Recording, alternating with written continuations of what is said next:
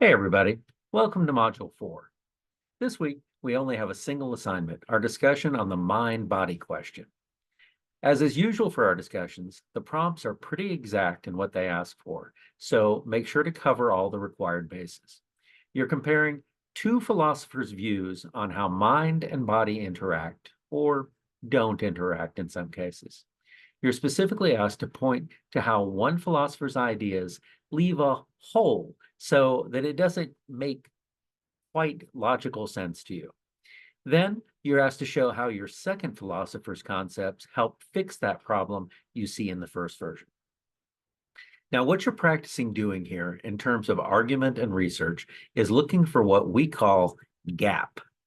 Anytime you're looking at an academic explanation, you should be thinking in terms of what is explicitly addressed and what is not. When you see that a particular situation has not been fully explored, this is gap, and gap means opportunity for other scholars. It means that you can research, experiment, and write a meaningful academic contribution that helps cover a subject more fully. You're filling the gap. Sometimes the gap is in the way evidence was collected. Sometimes the gap is in the way the researcher made conclusions about that evidence. And sometimes gap just comes to us. One of my favorite stories is about a biologist named Kenneth Catania, and he studies electric eels. One day, he observed them doing something that all the textbooks said they didn't do. Folklore, going back centuries, claimed the eels did exactly what he saw them doing, but it had been dismissed by scientists who apparently never bothered to actually watch the eels. What he saw them doing was coming up out of the water to shock prey. And as I say, um, conquistadors 4 centuries ago claimed that the eels jumped out of the water and shocked them. And everybody always said they're just making stuff up. So roughly 8 years ago, Catania got to rewrite the textbooks on eels by filling a gap. As I said, we do have only one graded assignment for this week. However, next week, we have the next part of our milestone project due, the prospectus.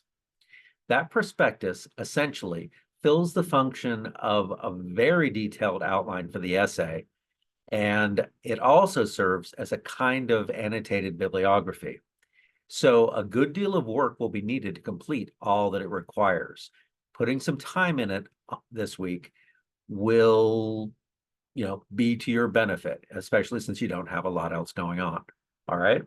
So if you need to run anything by me on this project, it would also be smart to ask those questions earlier rather than later. So check in with me during the week if you have questions. Now, next week I'll give more, I'll represent my overview on what that prospectus needs to do. But if you're working ahead on it, like I say, just look at the guidelines for it. And what you'll see is it's just a series of prompts that says, explain this fully, explain this fully, put all the information that you have on this down in this spot. All right. And that's what it wants you to do. And you're not going to have to transform it any more than that. You're just plugging the information in that answers the questions that in the prompts. All right, as fully as you can, and that's what that's all it takes. All right. So if you have questions on that, or if you have questions on other things, you know how to get a hold of me. Please do so. All right. Till next time. Adios.